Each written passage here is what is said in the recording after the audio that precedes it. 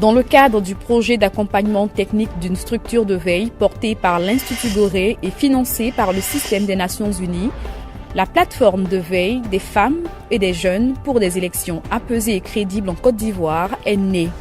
Elle regroupe 6 organisations de la société civile ivoirienne.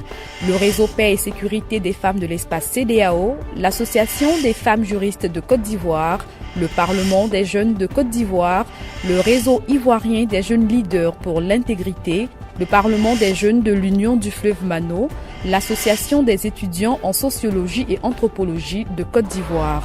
Cette plateforme a mobilisé 600 observateurs mobiles locaux dans les 31 régions de la Côte d'Ivoire.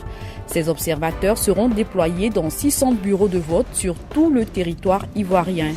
Du samedi 17 octobre au jeudi 22 octobre, ils ont été formés sur les techniques de la remontée des données avec le téléphone portable. 50 analystes ont participé à la dernière journée de formation des observateurs afin d'être imprégnés du contenu de la formation.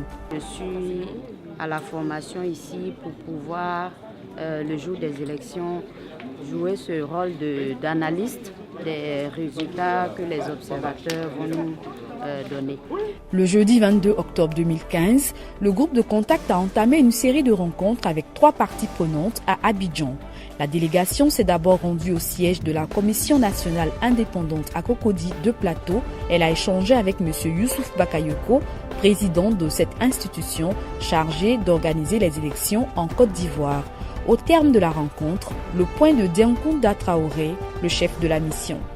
Nous avons eu l'honneur et le privilège de rencontrer la CEI ce matin, dans ces locaux, pour échanger sur notre mission et sur tout ce que la CEI fait, entrepris pour que l'élection présidentielle se roule dans un climat apaisé. J'avoue que nous sommes venus avec un certain nombre de questions qui nous taraudaient l'esprit quelque peu. Vous savez, quand on arrive, on apprend beaucoup de choses.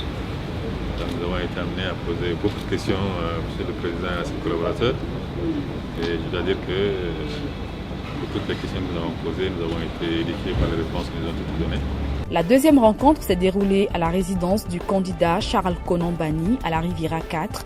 À la sortie de l'audience, le porte-parole du groupe de contact s'est voulu rassurant quant à leur mission de facilitation. Je pense que comme nous sommes d'accord, qu'il faut tout faire pour que l'élection se passe dans de bonnes conditions, des conditions de transparence et d'équité.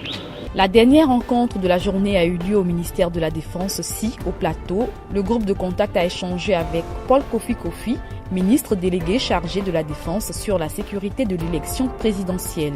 Le point à la sortie de cette audience. Nous avons expliqué à M. le ministre et à ses collaborateurs le but de notre présence ici, à savoir contribuer, faire en sorte que les élections se déroulent dans un climat de paix et de sérénité.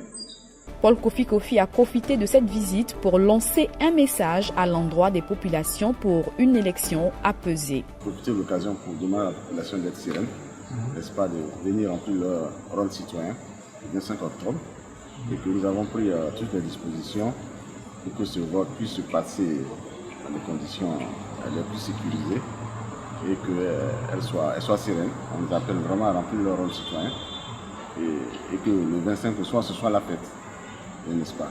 Contrairement à ce que nous avons vécu en 2010, qu'elle fasse confiance aux forces de défense et de sécurité. Après cette première journée de rencontre, le groupe de contact a regagné son hôtel. L'occasion fut donnée à M. Doudou Dia de rappeler le projet dans lequel s'inscrit l'action du groupe de contact. Ces rencontres s'inscrivent dans le cadre de la mission du groupe de contact déployé par le système des Nations Unies, aussi plus précisément dans le cadre de la plateforme de veille des femmes et des jeunes pour des élections apaisées en Côte d'Ivoire.